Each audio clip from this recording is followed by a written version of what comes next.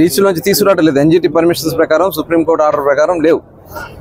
ఎందుకంటే last government వాళ్ళు చేసినటువంటి తప్పిదాల వల్ల మరింత స్ట్రిక్ట్ చేశారు. కాబట్టి ఇప్పుడు అక్టోబర్ 15 నుంచి అన్నీ ఓపెన్ చేస్తాం.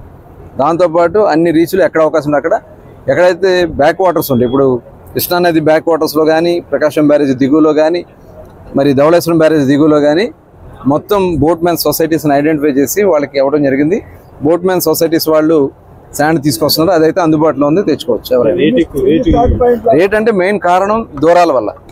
ఇప్పుడు మచిలీపట్నానికి కావాలంటే నందిగామ వెళ్ళి తెచ్చుకోవాల్సి వస్తుంది, లేదంటే మనం ఇక్కడ తోటలవల్లూరు దగ్గర, నాగాలంక దగ్గర తెచ్చుకుంటే సరిపోతుంది.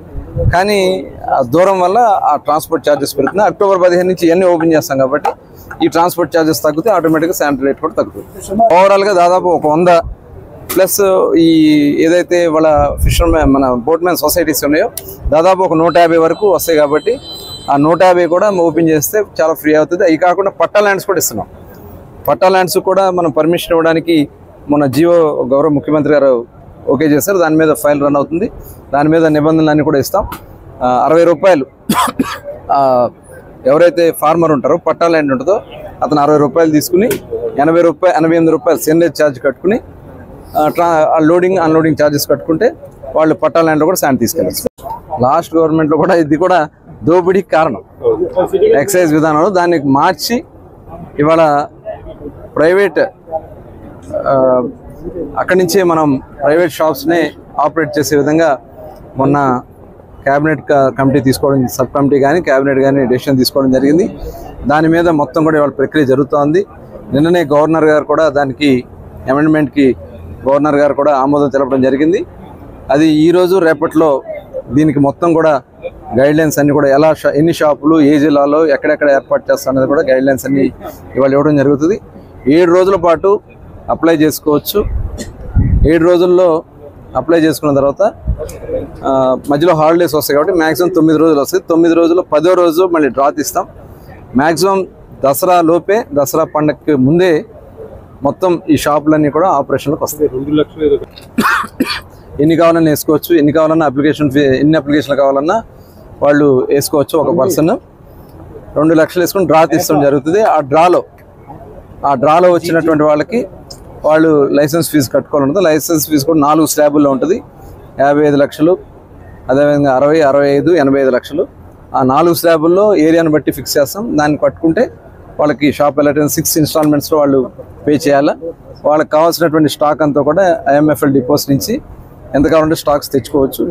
టోటల్ కూడా చాలా పారదర్శకంగా అన్ని బ్రాండ్లు అందే విధంగా గతంలో వాళ్ళు నిబంధనలతో దోపిడీ కోసం బ్రాండ్లన్నీ ఆపేశారు. ఇవాళ అన్ని బ్రాండ్లకి అనుమతులు ఇవ్వడానికి ప్రభుత్వం సిద్ధంగా ఉంది. అట్లాగే 99 రూపాయలకే నాణ్యమైనటువంటి సామాన్య ప్రజలకు అందుబాటులో కూడా కొంత అందించడం జరుగుతుంది. ఎన్ఫోర్స్మెంట్ ఇప్పుడు అందుకనే ఎక్సైజ్ డిపార్ట్మెంట్ వాళ్ళు సెబ్ అని చెప్పి విడగొట్టేశారు.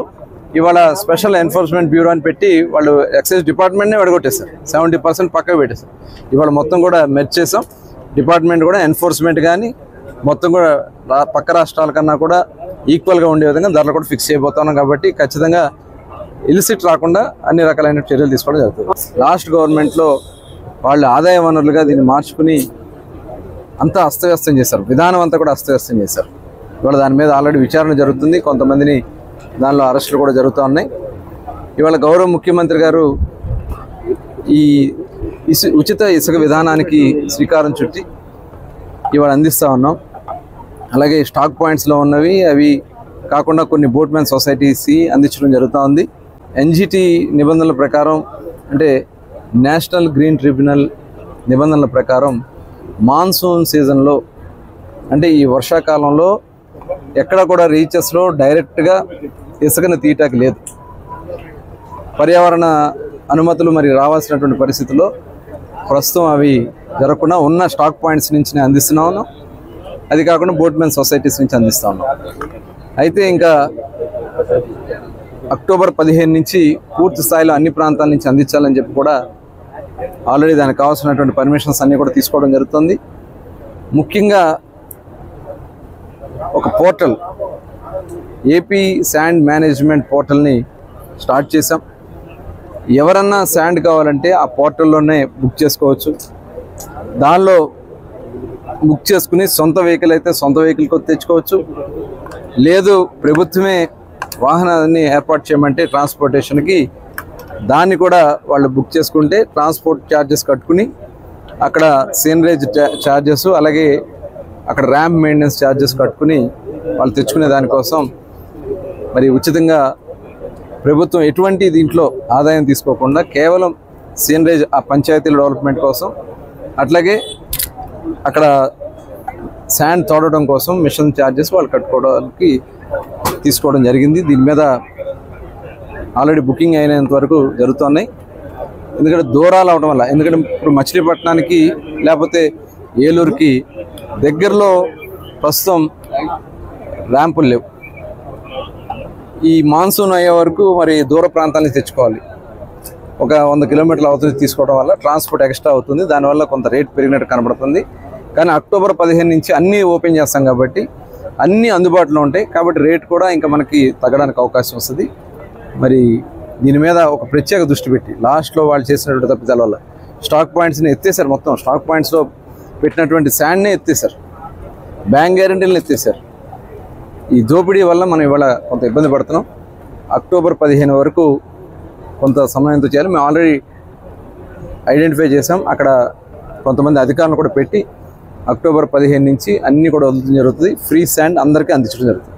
మరిన్ని వీడియోస్ కోసం ఛానల్ ని సబ్స్క్రైబ్ చేయండి. లేటెస్ట్ అప్డేట్స్ కోసం వాట్సాప్ ఛానల్ ని ఫాలో చేయండి. అండ్ లింక్ డిస్క్రిప్షన్ లో ఉంది.